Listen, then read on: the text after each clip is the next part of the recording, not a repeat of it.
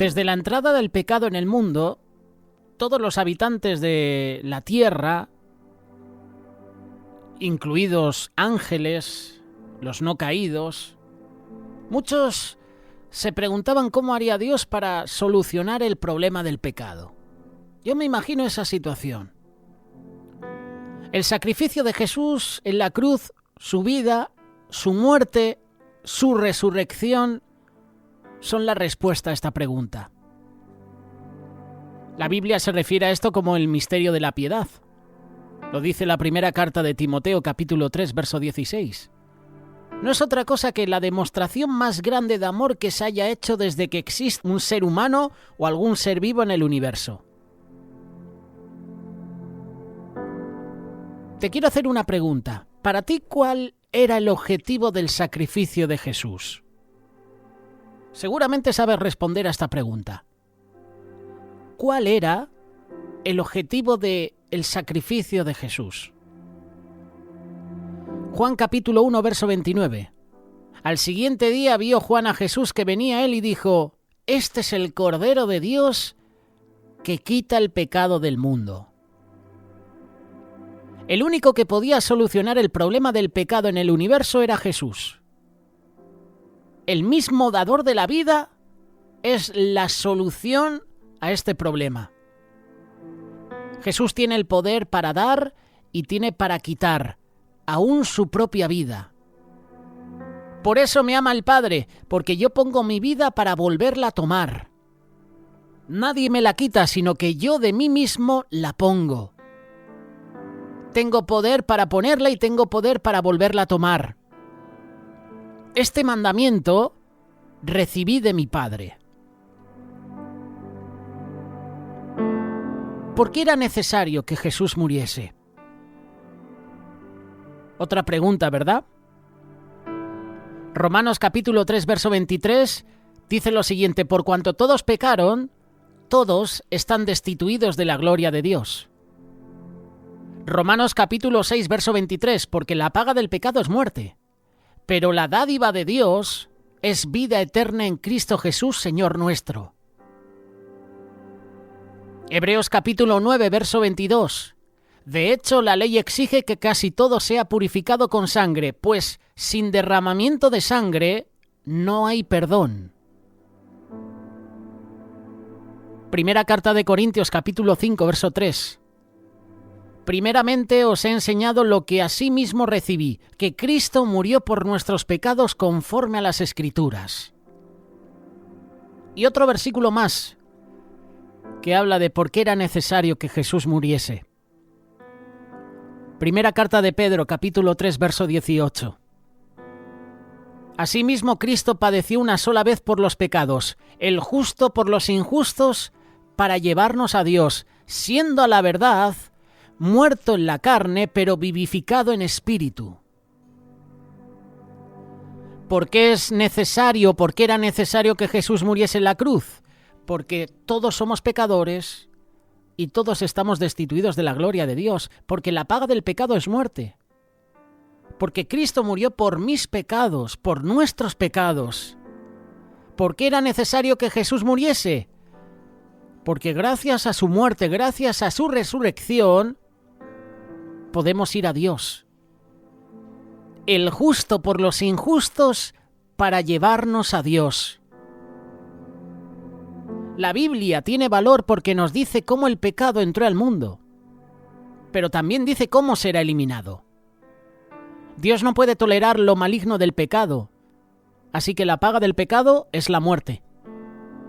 Y peor aún, cuando Adán y Eva pecaron, esa sentencia de muerte pasó a toda la raza humana. La ley de Dios y la pena por quebrantarla no podía ser cambiada, así que todos los seres humanos fueron condenados. Pero tenemos un Dios perfecto. Dios no podía soportar quedar separado de nosotros, sus hijos. Así que, en un acto de amor inimaginable, escogió enviar a su Hijo al mundo para morir en tu lugar y el mío. Nuestros pecados, nuestra pena de muerte fue colocada sobre Él, y nosotros fuimos liberados. Apocalipsis capítulo 14, verso 6. En medio del cielo vi volar otro ángel que tenía el Evangelio eterno, para predicarlo a los habitantes de la tierra, a toda nación, tribu, lengua y pueblo. El plan de salvación de Dios es el Evangelio, que significa buenas nuevas. Son las noticias más increíbles, más fabulosas que se le han dado a la humanidad. Nuestra pena de muerte fue asumida por Jesús, nuestra culpa fue quitada. Gracias al infinito amor de Dios tenemos una oportunidad de salvación en Jesús. De tal manera amó Dios al mundo que ha dado a su Hijo unigénito para que todo aquel que en Él cree no se pierda, sino que tenga vida eterna. ¿Sabes cuál es el lazo humano terrenal más fuerte? El amor de un padre por su hijo. Cuando Dios el Padre estuvo dispuesto a permitir que su Hijo Jesús sufriera, muriera en nuestro lugar, demostró el lenguaje más poderoso. ¿Sabes cuál es? Que te ama a ti y me ama a mí. Nos ama a cada uno de nosotros. Ahora bien, ¿qué debo hacer para beneficiarme de la muerte expiatoria de Jesús? Pues como dice Hechos capítulo 16, verso 31, cree en el Señor Jesucristo y serás salvo tú y tu casa. Así, sencillo, directo. Cree en el Señor Jesucristo y serás salvo tú y tu casa. ¿Por qué tú y tu casa? Porque luego tú vas a predicar el Evangelio a tu casa. Por eso sigue orando, sigue clamando a Dios por esos familiares inconversos, esos familiares que todavía no han tenido ese encuentro personal con Dios. Cree en el Señor Jesucristo y serás salvo tú y tu casa. Juan capítulo 1, verso 12. Mas a todos los que lo recibieron, a quienes creen en su nombre, les dio potestad de ser hechos hijos de Dios. La oferta de salvación de Jesús es un regalo. Tu parte, mi parte, es creer que es verdad y recibir ese regalo por fe. Ese es el regalo más grande que ha recibido el ser humano. Por medio del sacrificio de Jesús, tú y yo estamos aquí hoy. Solo se recibe de manera gratuita, por fe. Y esto nos demuestra qué tan grande es la misericordia de Dios.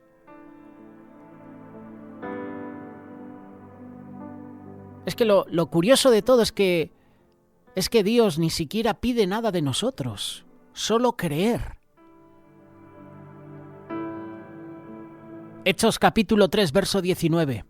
Así que arrepentíos y convertíos para que sean borrados vuestros pecados, para que vengan de la presencia del Señor tiempos de consuelo. Primera carta de Juan capítulo 1, verso 9. Si confesamos nuestros pecados, Él es fiel y justo para perdonar nuestros pecados y limpiarnos de toda maldad. La confesión es la parte verbal del arrepentimiento. El verdadero arrepentimiento incluye sentir pesar por lo que hemos hecho, apartarnos del pecado. El que encubre sus pecados no prosperará, mas el que los confiesa y se aparta alcanzará misericordia.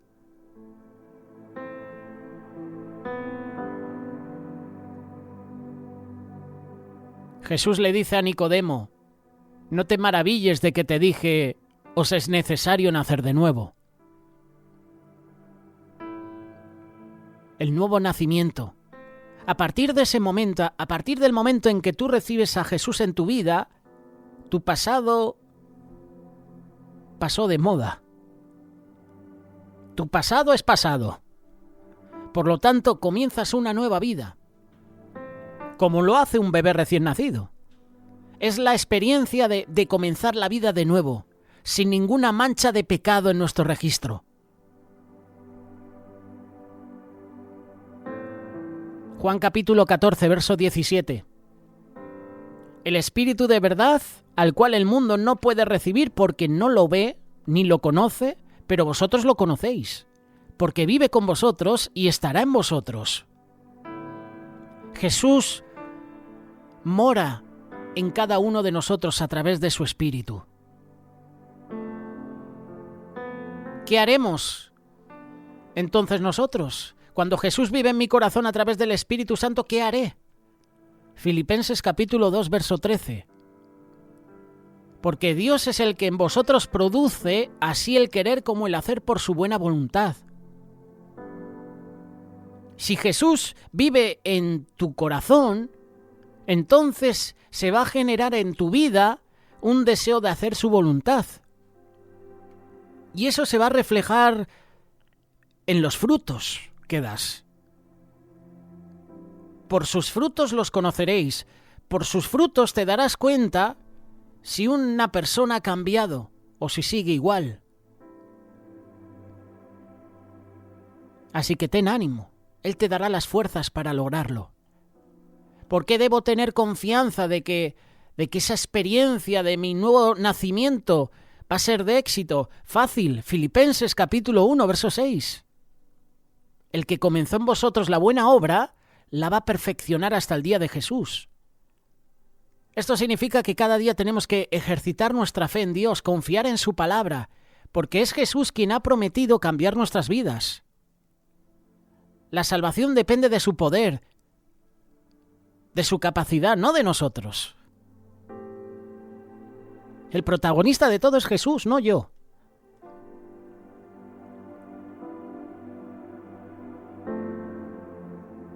A lo mejor estás en la condición que decía el profeta Isaías, capítulo 53, verso 6. Todos nos descarriamos como ovejas. Todos y cada uno de nosotros. Cada cual se apartó por su camino, mas Jehová cargó en él el pecado de todos nosotros.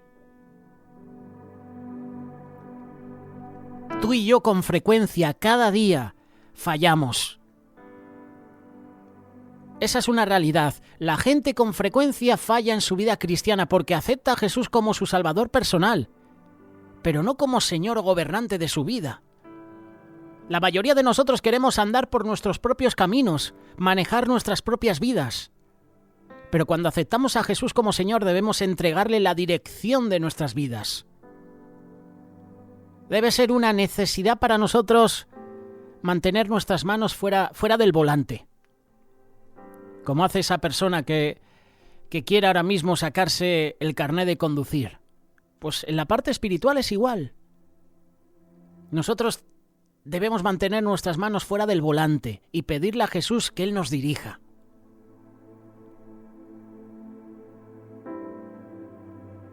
Pedid y se os dará. Buscad y hallaréis. Llamad y se os abrirá.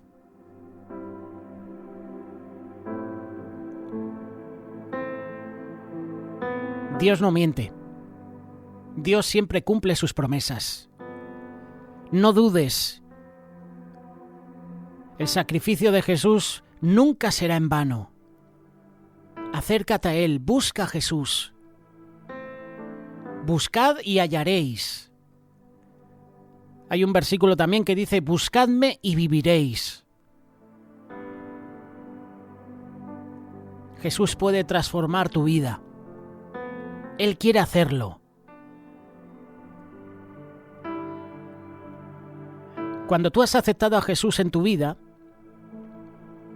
aparte de que se va a ver en los frutos que tienes, Jesús dijo que en esto conocerán que sois mis discípulos, que realmente estoy con vosotros, si tenéis amor los unos por los otros.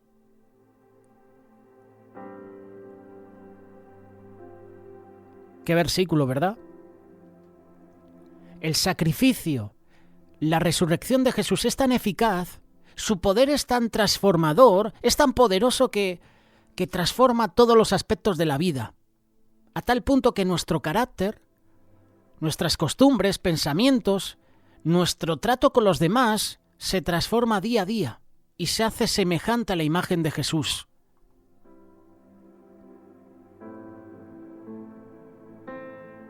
Dios nos da cada día promesas. Tú y yo podemos lograr todo a través de Jesús.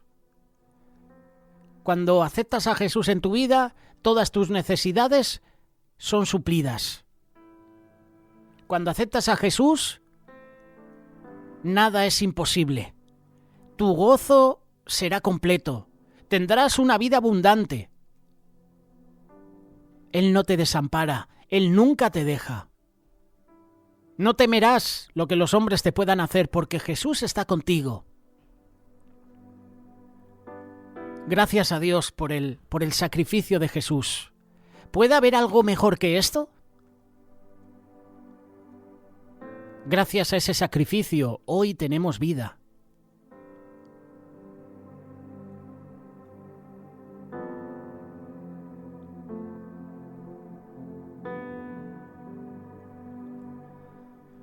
Hay una pregunta que tiene que ver mucho con la doctrina de una vez salvo, siempre salvo. Solo en la palabra de Dios podemos encontrar respuesta a esta pregunta. ¿Puede una persona perderse una vez que haya aceptado a Cristo como su Salvador? La palabra de Dios dice: mantengamos firme, sin fluctuar, la profesión de nuestra esperanza, porque fiel es el que lo prometió, y considerémonos unos a otros para estimularnos al amor y a las buenas obras. Porque si pecáremos voluntariamente después de haber recibido el conocimiento de la verdad, ya no queda más sacrificio por los pecados. La palabra de Dios es clara. Ciertamente, si habiéndose ellos escapado de la contaminación del mundo por el conocimiento del Señor y Salvador Jesucristo, enredándose otra vez en ellas, son vencidos, su postrer estado viene a ser peor que el primero. Porque mejor les hubiera sido no haber conocido el camino de la justicia que después de haberlo conocido, volverse atrás del santo mandamiento que les fue dado. Pero les ha acontecido lo del verdadero proverbio: el perro vuelve a su vómito y la puerca lavada a revolcarse en el cieno. Seguir a Jesús es más que una decisión. Pablo decía: cada día muero. Eso significa que eligió a diario negarse a sí mismo y seguir a Jesús. El mismo Señor dijo: si alguno quiere venir en pos de mí, niéguese a sí mismo, tome su cruz cada día y sígame. La Biblia nos enseña que podemos dar la espalda a la verdad podemos dar la espalda a la verdad y aún así pensar que podemos ser salvos.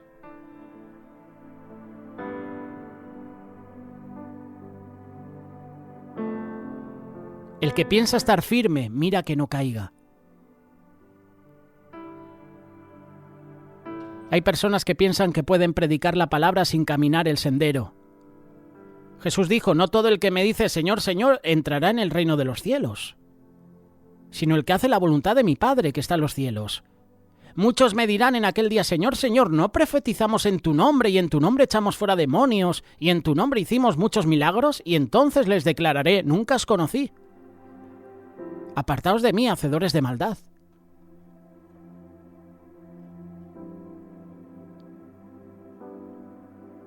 Pablo, en sus cartas, habla de la lucha constante del cristiano verdadero.